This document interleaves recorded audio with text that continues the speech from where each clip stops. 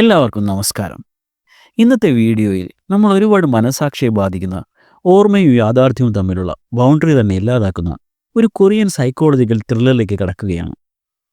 Forgotten എന്ന Korean cinema ആദ്യത്തിലൊരു സാധാരണ കുടുംബചിത്രം പോലെ തോന്നുമെങ്കിലും കുറച്ച് സമയത്തിനുള്ളിൽ തന്നെ അതിൻ്റെ ത്രില്ലടിപ്പിക്കുന്ന ട്വിസ്റ്റ് കൊണ്ട് നമ്മെ പിടിച്ചു കെട്ടും.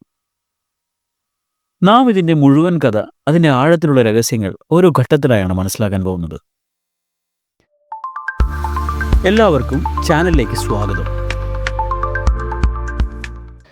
സിനിമ തുടങ്ങുന്നത് ഒരു മിഡിൽ ക്ലാസ് കൊറിയൻ കുടുംബത്തിൽ നിന്നാണ്. അച്ഛൻ, അമ്മ, 2 മക്കൾ. മൂത്തവൻ യൂസോക്ക്, രണ്ടാമൻ ജിൻസോക്ക്. അവർ ഒരു പുതിയ വീട്ടിലേക്ക് താമസം മാറിയിരിക്കുന്നു. കുടുംബം വളരെ സന്തോഷത്തോടെയാണ് എല്ലാം ക്രമീകരിക്കുന്നത്. വസ്തുക്കൾ ക്രമീകരിച്ചുകൊണ്ടിരിക്കുമ്പോൾ സഹായത്തിന് വന്ന ഒരാൾ ജിൻസോക്കിനോട് ചോദിക്കുന്നു, അവൻ നിങ്ങളുടെ ചേട്ടനാണോ? അവൻ യൂസോക്കിനെയാണ് സൂചിപ്പിക്കുന്നത്. ജിൻസോക്ക് പറഞ്ഞു, അതെ. പക്ഷേ ആ ആളിൻ്റെ മുഖത്ത് അല്പം സംശയഭാവം കാണാം, വളരെ ചെറുതായി. ജിൻസോക്ക് അത് ശ്രദ്ധിക്കുന്നു. കഥയിൽ വളരെ പ്രധാനപ്പെട്ട ഒരു പോയിന്റാണിത്. ആ രാത്രിയിൽ മുകളിൽ നിന്ന് ജിൻസോക്ക് ഒരു ശബ്ദം കേൾക്കുന്നു. ഫർണിച്ചറൊക്കെ ഇട്ടുമാറ്റുന്നത് പോലെയുള്ള ഒരു ശബ്ദം.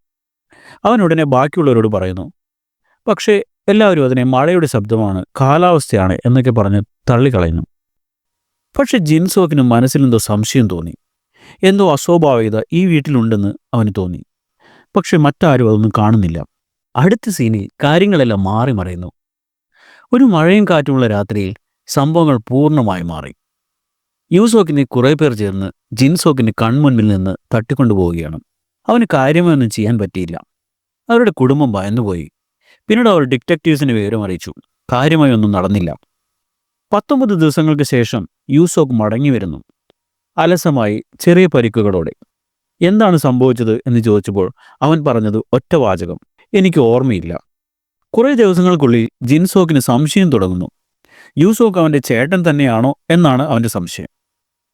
അതുകൊണ്ട് തന്നെ ഒരു ദിവസം രാത്രി അവൻ ചേട്ടനെ പിന്തുടർന്നു. പുറകെ ചെന്ന ജിൻസോക്ക് കണ്ടത് ഞെട്ടിക്കുന്ന കാര്യങ്ങളാണ്. യൂസോക്ക് അവൻ്റെ ചേട്ടനല്ലെന്ന് അവൻ തീർച്ചയാക്കി. ഇക്കാര്യം അവൻ തൻ്റെ അമ്മയോട് പറഞ്ഞു. എന്നാൽ അവരും അഭിനയിക്കുകയാണെന്ന് ജിൻസോക്കിന് മനസ്സിലാവുന്നത് അവൻ അവരുടെ ഫോൺ സംഭാഷണം മറഞ്ഞിരുന്ന് കേട്ടപ്പോഴാണ്. ഇത് തൻ്റെ കുടുംബമല്ലെന്നും ഇവരെല്ലാം ചേർന്ന് തന്നെ ബന്ദിയാക്കിയിരിക്കുകയാണെന്നും വേദനയോടെ ജിൻസോക്ക് മനസ്സിലാക്കി. തൊട്ടടുത്ത സീനിൽ ജിൻസോക്ക് അവിടെ നിന്ന് രക്ഷപ്പെടാൻ ശ്രമിക്കുകയാണ്. ജീവനും കൊണ്ട് ഓടുന്ന ജിൻസോക്കിൻ്റെ പുറകെ യൂസോക്ക് വെച്ചുപിടിച്ചു. ആ ഓട്ടത്തിനിടയിൽ യൂസോക്ക് ഒരു സ്കൂട്ടറിൽ പോയി ഇടിച്ചു. ജിൻസോക്ക് ആകട്ടെ അതുവഴി വന്ന പോലീസ് വണ്ടിക്ക് മുമ്പിൽ പോയി വീണു. അവർ അവനെ പോലീസ് സ്റ്റേഷനിലേക്ക് കൊണ്ടുപോയി. അവിടെ എത്തിയപ്പോഴാണ് ജിൻസോക്ക് കൂടുതൽ സങ്കീർണമായ കാര്യങ്ങൾ പോലീസിൽ നിന്നും മനസ്സിലാക്കുന്നത്. അവൻ്റെ ID നമ്പർ ചെക്ക് ചെയ്ത പോലീസ് അവനിപ്പോൾ 40 വയസ്സാണെന്ന് പറഞ്ഞു. എന്നാൽ അവൻ തനിക്ക് 21 വയസ്സാണെന്ന് പറഞ്ഞപ്പോൾ പോലീസ് അവനോട് ഇത് ഏത് വർഷമാണെന്ന് ചോദിച്ചു. 1997 എന്ന് പറഞ്ഞ ജിൻസോക്കിനോട് ഇത് 2017 ആണെന്ന് പോലീസ് പറഞ്ഞ് കളിയാക്കി. അവിടുത്തെ കണ്ണാടിയിൽ തൻ്റെ മുഖം കണ്ട ജിൻസോക്ക് ആദ്യം ഞെട്ടി. പോലീസ് പറയുന്നത് സത്യമാണെന്ന് അവന് മനസ്സിലായി. അവൻ അതിനുശേഷം വീട്ടിലേക്ക് തിരികെ പോകാൻ തീരുമാനിക്കുന്നു, യാഥാർത്ഥ്യം കണ്ടെത്താനായി.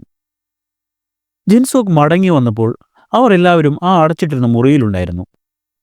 യൂസോക്ക് അവനോട് പതിയെ രഹസ്യങ്ങളുടെ ചുരുളഴിക്കാൻ തുടങ്ങുകയാണ്. ഈ വീട്ടിൽ മുമ്പ് താമസിച്ചിരുന്ന തൻ്റെ അമ്മയെയും ചേച്ചിയെയും കൊന്നത് ജിൻസോക്കാണെന്ന് അവൻ പറഞ്ഞു. എന്നാൽ താൻ ഒരിക്കലും ഇത്തരമൊരു കാര്യം ചെയ്യില്ലെന്ന് ജിൻസോക്കിന് അറിയാമായിരുന്നു. എന്നാൽ ആ സംഭവം ഉണ്ടാക്കിയ ഷോക്ക് കൊണ്ടാണ് അവൻ്റെ ഓർമ്മ പോയതെന്നും ഈ സംഭവത്തിൻ്റെ പൂർണ്ണമായ സത്യം ജിൻസോക്കിനെ കൊണ്ട് തന്നെ പറയിക്കാനായി പണ്ടത്തെ സാഹചര്യങ്ങൾ ഇവർ ഉണ്ടാക്കിയെടുക്കുകയായിരുന്നു. അതിലൂടെ ജിൻസോക്കിന് ഓർമ്മ തിരിച്ചു കിട്ടുമെന്നും അവർ കരുതി. അവരുടെ കൂടെ അച്ഛനായി അഭിനയിച്ചയാൾ യഥാർത്ഥത്തിൽ ഒരു സൈക്യാട്രിസ്റ്റ് ആയിരുന്നു. എന്നാൽ യൂസോക്ക് കരുതിയ പോലെ ജിൻസോക്കിന് ഓർമ്മ തിരിച്ചു കിട്ടിയില്ല. ഇതിനുശേഷം യൂസോക്ക് ജിൻസോക്കിനെയും കൊണ്ട് കാറിൽ പോകുന്നതാണ് കാണിക്കുന്നത്.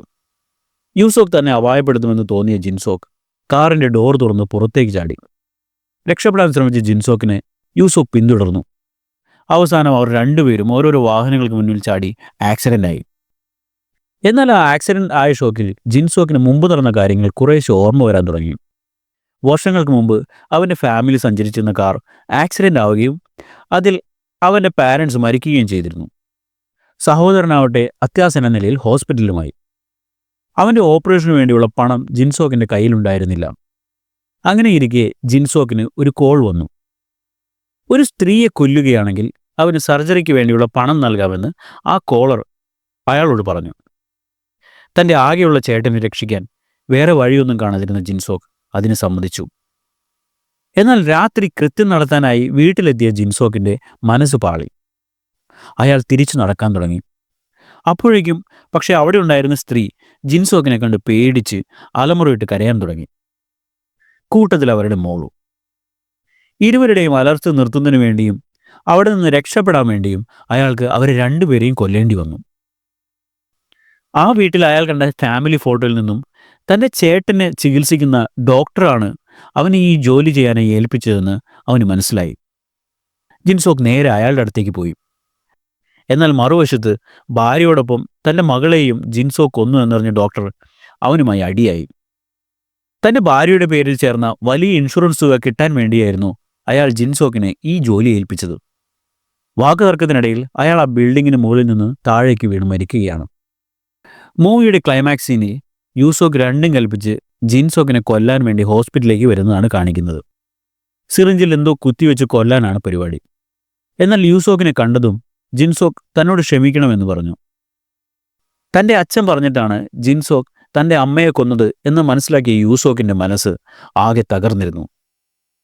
അയാൾ ജിൻസോക്കിനെ കൊന്നില്ല. പകരം അവിടെ നിന്ന് പോയി ഹോസ്പിറ്റലിന് മുകളിൽ നിന്ന് ചാടി ആത്മഹത്യ ചെയ്തു. ജിൻസോക്ക് ആവട്ടെ താൻ ചെയ്ത തെറ്റിൽ മനംനൊന്ത് യൂസോ കൊണ്ടുവന്ന സിറിഞ്ച് സ്വയം കുത്തിവെച്ച് മരിച്ചു. സിനിമ അവസാനിക്കുമ്പോൾ ഇതിൽ ആരാണ് വില്ലനെന്നോ നായകനെന്നോ നമ്മൾ തന്നെ കൺഫ്യൂസ് ആയി പോവും. സത്യം തേടിയുള്ള യാത്രയിൽ നമ്മെ തേടിയെത്തിയിരിക്കുന്നത് സങ്കടപ്പെടുത്തുന്ന ഒരു ക്ലൈമാക്സ് ആണ്. മറ്റൊരു അടിപൊളി മൂവിയുമായി നമുക്ക് വീണ്ടും കാണാം. Good bye.